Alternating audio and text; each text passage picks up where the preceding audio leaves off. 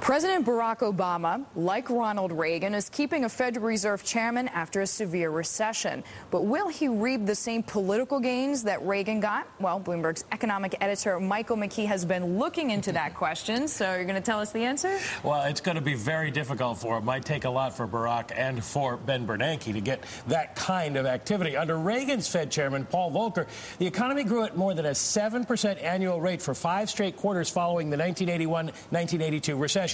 Reagan reappointed Volcker in 1983, declared it's morning again in America, and won 49 of 50 states in the following year's election. Obama is putting his trust in Bernanke now, renominating him, even though the recession isn't officially over. And growth is forecast to average just 2.2% over the next year.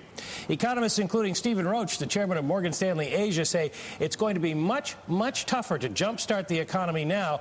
It's a totally different dynamic playing out today in our post-bubble, overly leveraged world. Certainly, Fed officials have tried to downplay the idea of a rapid recovery. So take us back in time here, Michael. I mean, what did Volcker do in the 80s that Bernanke can't do now? Well, he had a completely different situation. He'd waged war on inflation, raising the Fed's benchmark lending rate to 20% in early 1981, pushing unemployment up to 10.8% in the process.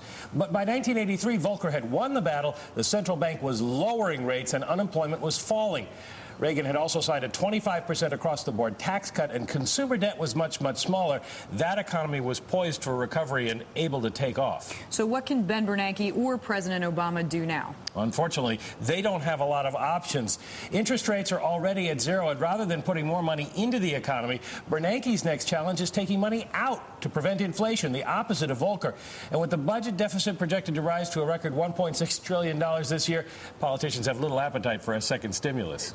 All right, Michael McKee, we thank you very much. Interesting comparison there between President Obama and former President Ronald Reagan.